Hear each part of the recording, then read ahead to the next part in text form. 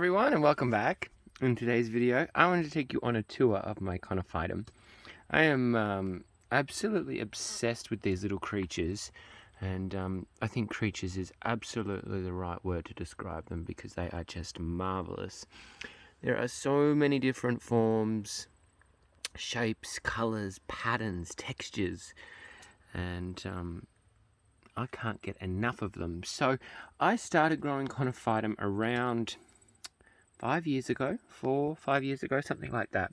So I went and bought a few plants, which will come up to towards the end of this video, and I'll show you the ones that I bought. But everything that we're going to be looking at now is going to be all seed grown by me. This tray here, these are ones that I grew from my own seeds. So they're mostly the same type. There's a few interesting ones in there, but they seem pretty just kind of like stock standard, but I don't really know what they're going to develop into. Ooh, a grasshopper. These ones here I also seed grew as well, but they just got trayed out. They're only little. But then we got this tray here. I can't really ID them all off the top of my head. I know that that's Ratum. That's it's the bumpy one, Verrucosa or something like that. But I'm not the best at identifying them because I have so many of them. That's Angelique, Pellucidum. That's one of my favorites. Pellucidum, and I call them abracadabras, but the correct name is Obrocadabrum or something like that. These ones, which I really like as well. This is I think Lithopsoides, and this one here keeps splitting. It's split really badly, so I'm just waiting for it to heal up, and then I'm going to separate them because this one's a greedy little bugger, and it's much bigger than its little mate there. These are Morhanii, which were oversown. Probably Minutum or something like that. But I absolutely love them because they're winter growers. They don't really grow in winter. Nothing really does. They grow either side of winter. Much in the way we say that cacti are summer growers, but really in the peak of summer they kind of switch off and go into survival mode when it gets too hot. And Conophytum are the same, being that they'll grow primarily in autumn and early spring, and then in the dead of winter they kind of slow down. They will keep going, but I tend to back off the watering as we approach the dead of winter because it can just get very cold and very dark, and things take an awful long time to dry out. They are quite difficult to grow from seed, and it was interesting. A friend of mine said to me, "Oh, well, what makes them difficult?" And I thought, well, that's a really good question and not one that I can answer. I think probably what makes them difficult is being able to identify the growth phases that they go through as you're raising them from seed, and knowing what they need at certain stages, because it does change throughout seed raising, and so it's something that I'm still perfecting. Those 4 punnets they're from mixed species seed, so they're not hybrids. It's just a bunch of different Conophytum species all mixed in together, so they're really lovely. There's some nice ones in there. This one here, one of the more trickier ones to raise from seed, that's the cube one, Cubicum, I think it's called. So I thought I had 3, but there's 4. And often when you're raising Conophytum from seed, you have to water what seems empty pots because sometimes they hide. These ones here, this is the ones I sowed this year, and this is the worst batch that I've ever done. Barely any of them come up. I know what went wrong. They weren't in strong enough light. Oh, look at this one. These two. They're really pretty. And this is another one that's very difficult. A little red grape. That's a I call them burgers, Bergerii. Anyways, more Pellucidum. Pellucidum is one of my favourites. I think I said that already, but anyways, some more little minions in here. That's more Hanii there. I love those. That's Rex, when I didn't grow them properly, but they're starting to balance out now. I stacked them. These things here, they're not Conophytum. I don't know what they are. I think I bought the seeds labelled as Oophyllum or Oophyllum or I can't know, whatever. But anyways, I don't really know how they grow, but they're alive, so I'm hoping they just balance out over time. These are more babies here. And in here as well. So these ones here in the center of the frame, they flowers usually open at night, and the fragrance is just mind-blowing. It is so strong and so lovely. So if you like scented flowers, they're the kind you want, the abracadabra ones. Patterns, love them. Oh, there's some more Angelique there. And then I come back down to here, which is the singles. I'm just going to move my chair so I can sit down so that the footage isn't so shaky. Oh. Ooh. So these are the ones that I've got in single pots, and most of these are named. I kept some of the mixed ones, but most of those I'll sell, just depending if I have them already in the name stuff. You got these ones down here. There's some gaps in here because I ran inventory to see what I actually have. These are all the ones we're looking at. This is all my personal collection. The sales ones are on the other side, but we won't be looking at those today. Otherwise, the video will go too long. And these are more Hanii down here. Oh, that's I'm pretty sure this one here is a Pagiae, but without the lips. There's another one that's very difficult to raise from seeds. So if you're ever wondering why certain Conophytum are much more expensive than others, its main reason is the seed numbers that they produce, and also the difficulty in raising them from seed. Some of them are easier than others. Overall, they're quite challenging to grow from seed. Not impossible, but they can be difficult. So I grow Conophytum in basically 100% mineral mix.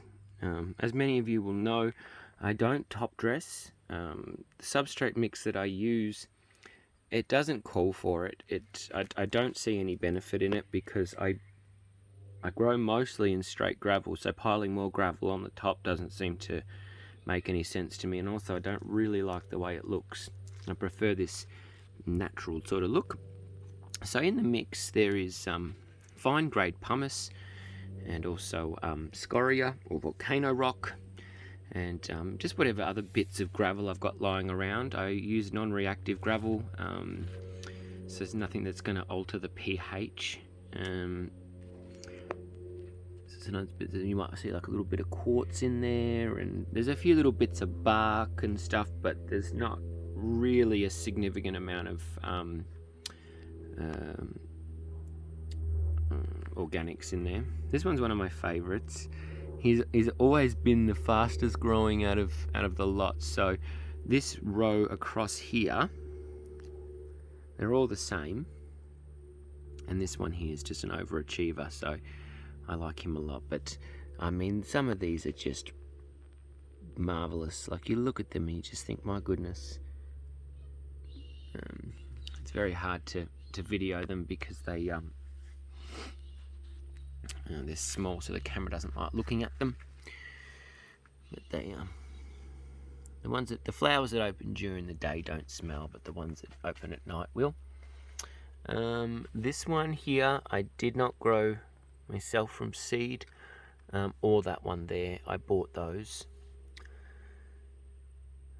was a good price, and I thought, oh, I needed a little treat, so I bought myself some Conophytum. But I'd say 99% that I have, I've grown from seed. More Mohanii, I love those. They're little burgers, Burgeri. Cubicum, they're the first Cubicum I grew from seed. Violaciflorum is over the back. You can see the finished flower on that one there on the right. So that gets its name from being purple. It's usually what that means. Most of the seed is from Mesa Gardens. I don't know which one it is actually. Whether you call it garden or gardens. And also from an Australian supplier, Auslithops. I'm a big fan of. I've made a video about them in the past. And all through here. They're very cool. And I think probably one of the best things about Conophytum is they're small plants. They're slow growing. They stay small. So they're not going to take over your greenhouse. So you could easily just like have a few and that would be enough. You leave them in the same pot for a long time. I don't like leaving them in big old clumps. I know it looks impressive, but I find that sometimes the tissue at the base gets a bit corky and then they don't grow back properly, so I prefer to split them down. But I've got a few larger clumps coming up in a minute. That's those ones there. More Pellucidum. These are Actipium in there, little like green tubes. And then we move over here.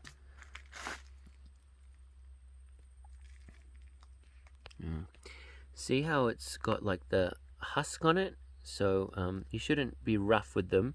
It sometimes takes a long time for the husk to come off, but when it comes off easily, you can take it off if you choose, and then you'll have the new body underneath. So in summer, they'll be completely covered by the husk, and during that time, you basically just leave them alone, so they don't get in the way of cactus, which is marvelous. This is the first Conophytum I ever bought. It was absolutely tiny when I got it. It was only in a 2-inch pot. It's now in a what's that, 4-inch? Yeah, it's nearly completely full. I bought that one too. The rest in this tray I grew all from seed. They're more obricadallum ones. These are calculus, more Mohanii, which is another favourite, and these are Pellucidum through here. They're getting a bit dense in these pots, so I'll break them out soon. Pellucidum again. Love them. And then one of the most popular ones, which is the Pagiae with the lips. Very expensive seeds, very, very expensive seeds, but I love them, so I think it was absolutely worth it. And we're on to the last section now. Ooh, graphs. So what have we got in here? More Pellucidum to the left, Actipium to the right. I think that's a minutum. And on the left, I think are Lithopsoides. And then this one here I bought. This one smells divine, absolutely divine. And I've got where I got it from there. So TLR is the Living Rock, an exceptionally talented grower from Australia. I have been a fan of their work ever since I started, and so it was an absolute joy to get this plant, and it smells incredible, absolutely beautiful. And then some of these in through here. These ones I didn't grow from seed. These are the ones, the earlier plants that I bought. So you can see they put on quite a show. Beautiful pink flowers, absolutely lovely. And yeah, so in terms of watering, I don't water in summer. Once a month I might just give them a little bit of a psh, psh, very light, and then the rest of the time they don't get anything. And then as we start, once we pass the summer solstice. I wait a few weeks after that, depending on the weather, if it starts to sort of, drop off a little bit in terms of heat, and then I'll start very lightly misting them. Conophytum don't have deep roots like lithops do, at least from my observations. They're generally quite shallow and broad, which makes sense because if you look at them in habitat, they'll generally be seen growing out of rock faces and things like that. So they don't need deep roots. They need a broad spread to make the most of the limited water that falls. So as they're waking up, I will water very lightly but very frequently, sometimes up to twice a day. But if you're just starting out, you're probably better off being a little bit more conservative. It's unlikely that they will rot, very unlikely that they will rot, unlike lithops, but they can split, which is not a death sentence. It just looks ugly. There's one that's split. So here we go. I'm going to have to look at it. Can you see the splits? Hang on. So that's overwatered. And so is this one there. See the crack? So that's overwatered as well. And we saw the one earlier that split right down the side. So they might split, but unlikely to die, which is good. Sorry, I'm just patting them. They like it. Yeah, so sometimes water up to twice a day. And then as winter starts coming in and these start getting a bit more chunky from frequent watering, I drop it off again. And then start winding it back down, getting ready for their rest time. But you can push them pretty hard. The only thing is, and this is what I don't like, is I don't like overwatering them, although some of them have been overwatered, I'll admit that. But I don't like doing it because they end up looking bloated and really ugly. I think they look better lower and tighter. Same way that I grow lithops, I grow Conophytum. A little bit slower and more reserved. I just think it leads to nicer looking plants. But hey, if you like the juicy look, by all means go ahead. But I don't think it's a good idea from a health perspective, and aesthetically I don't find it very pleasing. These will all get, these ones here all get broken down and put into separate pots next season. I won't do it now. And they should look even better once I got a little bit of wiggle room. But anyways, these are my Conophytum. And hopefully I will be getting more in the very near future. Alright everyone, thanks for watching. And as always, happy gardening. Bye.